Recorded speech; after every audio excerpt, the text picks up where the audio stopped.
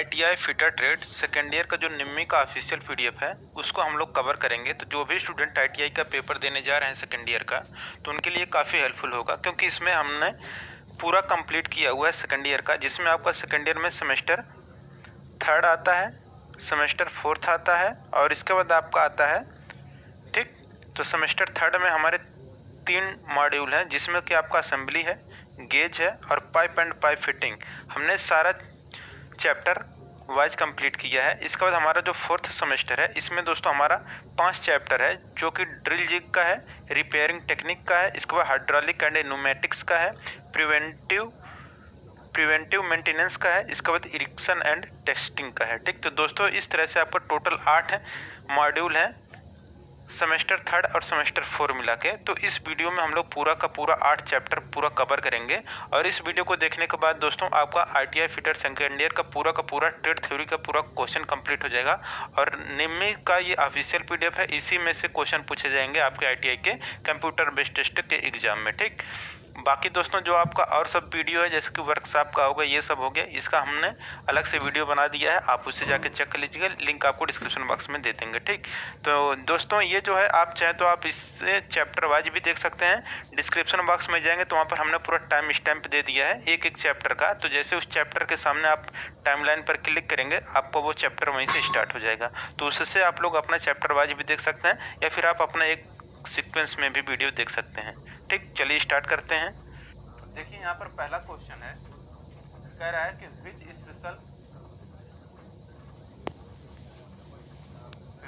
Special files is used for narrow work, यानी कि संकीर्ण कार्य के लिए किस विशेष फाइल का उपयोग किया जाता है। ऑप्शन आपके सामने pillar file, square file, dread not file, इसके बाद स्विस पैटर्न फाइल। तो देखिए दोस्तों, संकीर्ण कार्य यानी कि नैरो वर्क, यानी कि नैरो वर्क के लिए हम लोग जो यूज करते हैं फाइल, वह फाइल रहता है हमारा पिलर फाइल, ठीक। यहाँ पर दोस्तों हमारा करेक्ट आंसर हो जाएगा ऑप्शन नंबर ए, कि संकीर्ण कार्यों के लिए हम लोग पिलर फाइल का प्रयोग करते हैं। अब देखिए अगला क्वेश्चन है।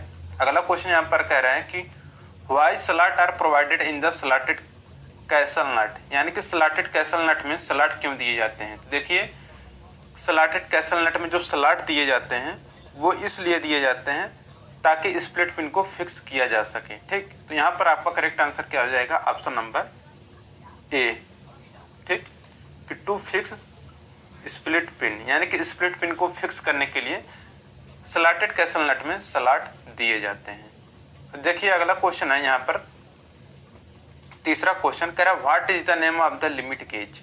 ये जो आपको चित्र में लिमिट गेज दिख रहा है, इस लिमिट गेज का नाम क्या है। तो यहाँ पर ये जो लिमिट गेज दोस्तों आपको दिख रहा है, ये हमारा कहलाता है प्रोग्रेसिव प्लग गेज, ठीक। यहाँ पर हमारा करेक्ट आंसर हो जाएगा प्रोग्रेसिव प्लग गेज, यानी कि ऑप्शन नंबर सी यहाँ पर करेक्ट हो जाएगा, प्रोग्रेसिव प्लग गेज। देखिए यहाँ पर हमारा अगला क्वेश्चन है,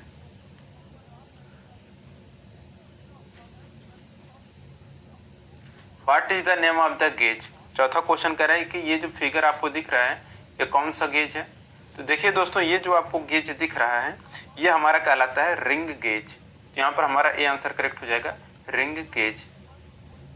पांचवा क्वेश्चन है कि which gauge is use to check the gap between the mating part, यानी कि मिलने वाले भागों के बीच गैप की जांच करने के लिए हम लोग किस प्रकार के गेज का प्रयोग करते हैं। ऑप्शन है slip gauge, plug gauge, filler gauge, radius gauge. तो देखिए दोस्तों कि कोई भी अगर दो पार्ट हैं, अगर उसके बीच में अगर गैप है तो उस गैप को नापने के लिए या जांच करने के लिए हम लोग जो गेज प्रयोग करते हैं वो हमारा गेज रहता है फिलर गेज। यहाँ पर हमारा सी आंसर करेक्ट हो जाएगा, फिलर गेज, ठीक। तो फिलर गेज यहाँ पर करेक्ट आंसर हो जाएगा।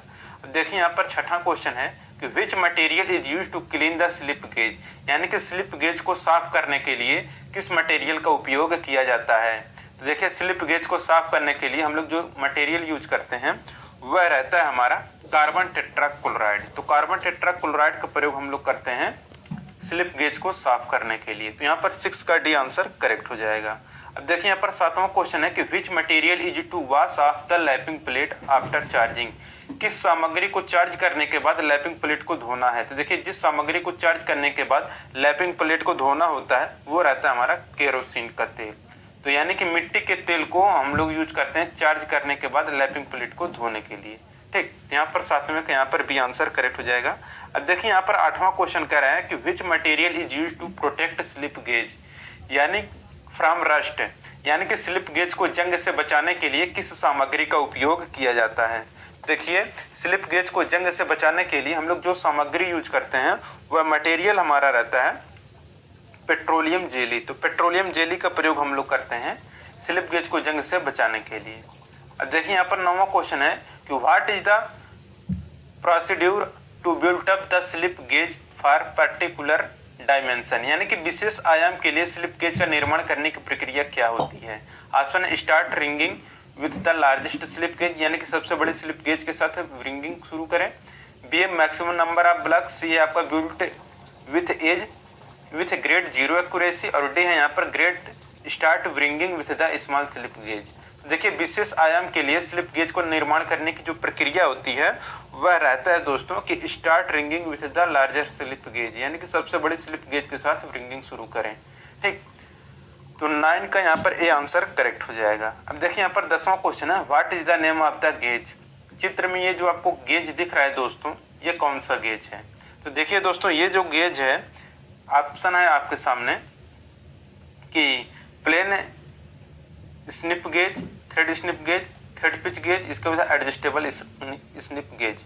तो देखिए दोस्तों ये जो है आपका फिगर ये हमारा कहलाता है एडजस्टेबल स्निप गेज। यहाँ पर हमारा डी आंसर करेक्ट हो जाएगा adjustable snip gauge. 11 number question है कि which finishing process have a high degree of dimensional accuracy. किस फिनिशिंग प्रक्रिया में डायमेंशनल एक्यूरेसी की हाई डिग्री होती है? देखिए जिस फिनिशिंग प्रक्रिया में डायमेंशनल एक्यूरेसी की हाई डिग्री होती है वह रहता है दोस्तों हमारा लैपिंग। तो लैपिंग यहाँ पर हमारा डी आंसर करेक्ट हो जाएगा। ठीक, 12 नंबर का क्वेश्चन है कि which is the abrasive used for lapping soft steel and non ferrous metal, यानी कि किस अपघर्षक यानी कि अब्रेसिव का उपयोग हम लोग नरम इस्पात और अलाव धातुओं के लैपिंग के लिए करते हैं? ऑप्शन है देखिए आपके सामने सिलिकॉन कार्बाइड है, डायमंड है, बोरान कार्बाइड और फ्यूज्ड एल्यूमिना है। तो देखिए जिस अपघर्षक का उपयोग नरम इस्पात और अलाव धातुओं के लैपिंग के लिए प्रयोग करते हैं वह हमारा रहता है कि फ्यूज्ड एल्यूमिना। तो फ्यूज्ड एल्यूमिना यहाँ पर ऑप्शन नंबर डी करेक्ट हो जाएगा। अब देखिए 13 नंबर क्वेश्चन यहाँ पर कह रहे हैं कि why groove are provided on the surface of the lapping plate. Lapping plate की सतह पर ग्रूव्स क्यों प्रदान किए जाते हैं? तो देखिए लैपिंग प्लेट की सतह पर जो ग्रूव प्रदान किए जाते हैं वह प्रदान किए जाते हैं कि टू रिटेन द अब्रेसिव, यानी कि अपघर्षक को बनाए रखने के लिए लैपिंग प्लेट की सतह पर ग्रूव्स प्रदान किए जाते हैं। तो 13 के यहाँ पर सी आंसर करेक्ट हो जाएगा। 14 नंबर का क्वेश्चन है कि what is the method of surface hardening, यानी कि सरफेस हार्डनिंग करने की ये जो आपको प्रक्रिया दिख रही है ये कौन सी प्रक्रिया है?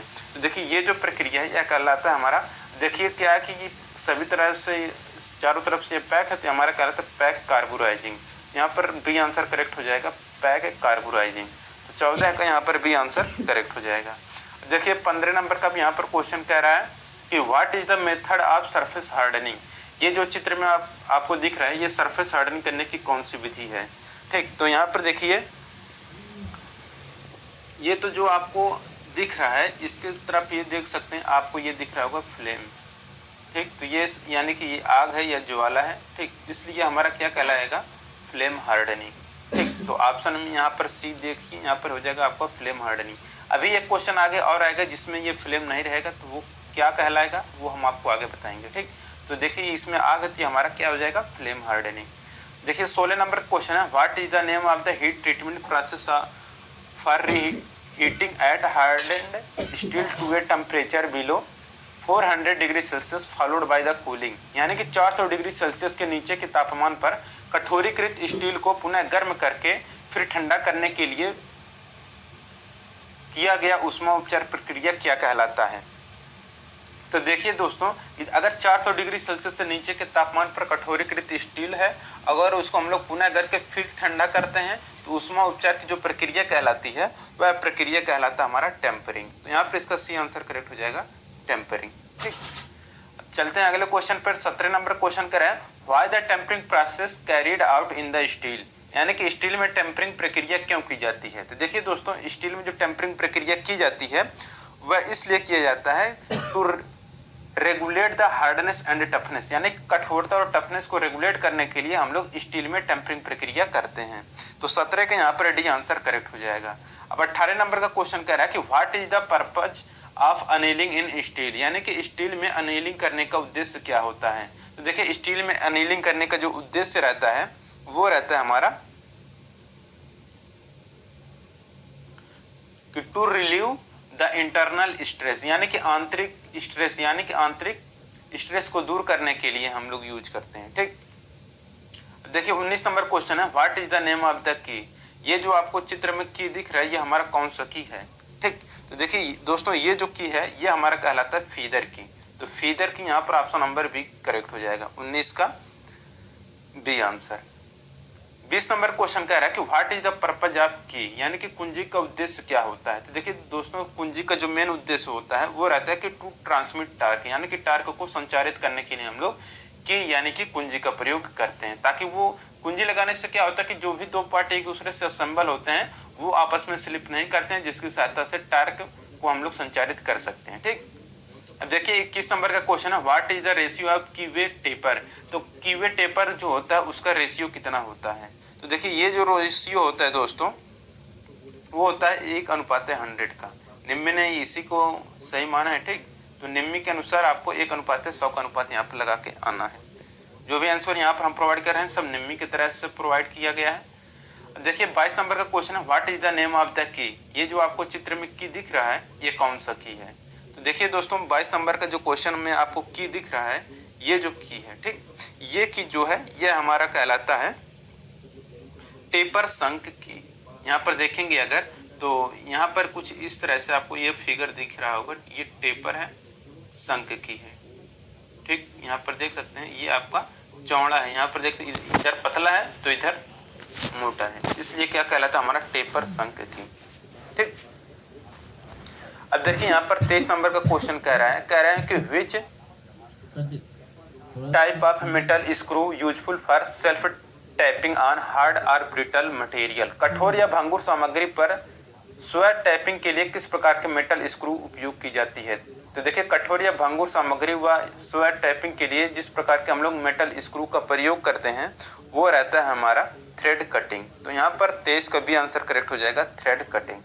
24 नंबर क्वेश्चन है what is the advantage of wing nut, wing nut का उपयोग हम लोग कहाँ पर करते हैं या विंग नट प्रयोग करने का लाभ क्या है। तो देखिए विंग नट उपयोग करने का जो लाभ होता है वो रहता है कि loose and tightened without wrench, यानी कि ढीला और कस को रेंच के बिना, यानी ठीक, यानी कि बिना रेंच के हम लोग उसे लूज और टाइट कर सकते हैं, इसीलिए हम लोग वहाँ पर विंग नट का प्रयोग करते हैं। ढीला और कस को रिंच के बिना, ये गलत लिखा है हिंदी। ठीक, यानी कि यहाँ पर ढीला और कस सकते हैं रिंच के बिना, यानी कि रिंच के बिना हम लोग ढीला कर सकते हैं और कस भी सकते हैं, इसलिए हम लोग वहाँ पर विंग नट का उपयोग करते हैं।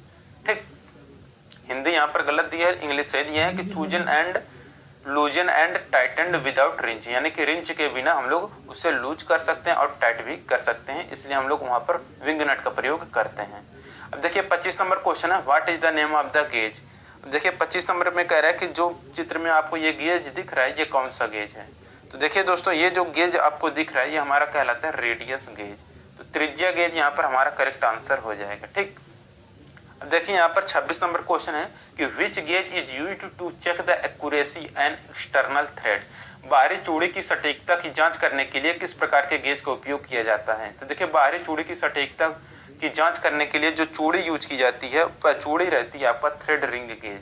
तो थ्रेड रिंग गेज का प्रयोग हम लोग करते हैं। तो 26 का यहाँ पर भी आंसर करेक्ट हो जाएगा। 27 नंबर क्वेश्चन है कि what is the instrument used in measuring external diameter, बाहरी व्यास को मापने के लिए किस उपकरण का उपयोग किया जाता है। तो देखिए दोस्तों बाहरी व्यास को मापने के लिए हम लोग जो उपकरण यूज करते हैं वो हमारा रहता है कि पेयर ऑफ स्पेशल जा बाय यूजिंग स्लिप गेज, यानी कि स्लिप गेज का उपयोग करके विशेष जबड़े की जोड़ी। तो यहाँ पर हमारा 27 का डी आंसर करेक्ट हो जाएगा। 28 नंबर का क्वेश्चन यहाँ पर कह रहा है कि स्लिप गेज ए की ऊंचाई ज्ञात कीजिए, साइन ए का मान दिया है साइन 25 डिग्री का मान दिया 0.4226। ठीक, तो देखिए दोस्तों यहाँ पर ये जो है आपका करेक्ट आंसर यहाँ पर जो होगा वो होगा आपका कि 84.52 mm। ठीक, अब क्योंकि यहाँ पर देखिए ये जो आपका एंगल बना रहा है, ठीक, ये देखिए ये जो अल्फा एंगल बना रहा है या ए एंगल बना रहा है, यही है आपका, इसी से आप लोग ज्ञात करेंगे तो ये आपका 84.52 आ जाएगा। 29 नंबर का क्वेश्चन है, how many set of filler gauge are available as per BIS, यानी कि फिलर गेज को कितने सेट होते हैं। तो यहाँ पर कह रहा है कि BIS के अनुसार फिलर गेज के कितने सेट उपलब्ध हैं। तो देखिए BIS यानी कि ब्यूरो ऑफ इंडियन स्टैंडर्ड के अनुसार जो फिलर गेज होते हैं वो कितने प्रकार के अवेलेबल हैं। तो वह जो अवेलेबल हैं वह सेट नंबर 1, 2, 3 और 4 के सेट में अवेलेबल हैं। तो 29 का यहाँ पर भी आंसर करेक्ट हो जाएगा। 30 नंबर क्वेश्चन कह रहे हैं कि which material is used to make radius and fillet gauge. Radius और फिलेट गेज बनाने के लिए किस मटेरियल को उपयोग किया जाता है। तो देखिए रेडियस और फिलेट गेज बनाने के लिए जो मटेरियल यूज किया जाता है वह रहता है हार्डन्ड स्टील शीट।